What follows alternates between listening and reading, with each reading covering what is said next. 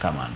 Syndy korka kori iparo ni ng'anyo mosebedo katimore gi en chenro mano mar loko loch mana penjo mabende apenjo Hilary kaachiel kod Duncan kaka jotelo osebedo kalieko ni nyalo bedo ni nitiere jogo makoro wuok oko ni dwaro loko loch kendo dwaro golo jatend piny Kenya William Ruto ka yiero mar higa mar 2027 pok ochopo.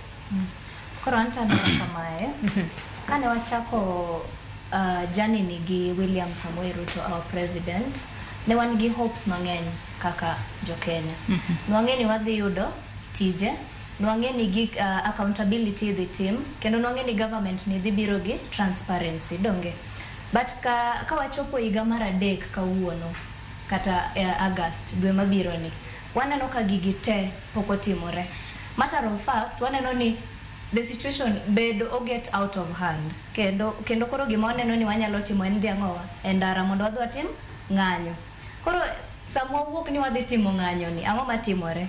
Ji tho saba kende ji 31 no wito ngimagi. That is not a small number mar youths kata nyithindo kata jopiny monego tho in a day. Iwinja kata in a span of 2 days. But koro uneno ni mago setimore. Koro government kar mondo bi owach ni magi e shida muwacho, waonge accountability, onge transparency, ji onge tije, nyithindo ok nyal dhi school, jonyuol ok nyal kelo chiemo e mesa. Ang'o ma watim after that? Wachiw tije, waket Duncan oluongo ni lwasi, waket private entities obed gi lwasi ma ginyalo timo godo businesses mondo ji obed hired, people oyud jobs, iwinjo. But magi te ok gitim. Koro ang'o ma giduogo gitimo? Hilary wacho ni gi create a narrative mar ni ng'anyo ni en mar loko loch, which is not the case. Iwinjo. Wano biro wacho ni mae gima timore kasto Sirkal dhi loko pach wa ma biro go dendara. To mondo gi advance narrative magi kelo no. What do? Gi hire goons. Not that and something mobedo a secret, but you've seen online. Jiwacho ni goons go ride alongside police. Kori nanoka gikaila gotimore. They're just entrenching narrative magidwa sell to the oganda ma Kenya. Koro ananya wacho ni narrative magi create ni it's a false one. Onge ng'ama dwa loko loch. But in kineno kaka president mar Kenya and your entourage kineno ni onge gima unyalo konyo godo Kenya. Resign. Leave that space.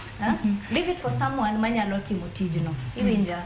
Koro onge gimoro ni wadwa loko. Penjo bende ni someone no en ng'agi sani kama piny Kenya nitiere ni. Kama piny Kenya nitiere ni anto poka ka side. Kendo kanya wacho ni I have a candidate opposition maneno ni koro is befitting that role. Kum sani poka neno. Kendo kwachopo tielo mar 12 kwachopo next election mar 2027 jibro biro kendo abro vet people based off of gik misatimo from the previous positions mane in office. Kane in office mar governor ang'o mani konyo godo jokono, ang'o mani lobby mondo jo manitiyo negigo oyudo. Kane ine position mar cabinet secretary tidwaro position moro kendo ang'o mani konyo godo jo Kenya. Kendo adwa ni kaka rawere waneni ati okiket ng'ato kacha nikech osebet kacha kata in mimanyo telo no ang'o midwa kikikel no manifesto ma igolo from someone else's point of view. Ini neno ni dhi konyo anang'o kendo miyowa steps makaki neno ni dhi konyo ano gin gik moko ma gin reasonable. Iwinjo. Okwadwar narratives maran from 2007, 1992 to nyaka kawuono ati wabro gero ndara. Ang'o midhi timo mondo ndara no oger. Iwinja. Ilero kanyo makare.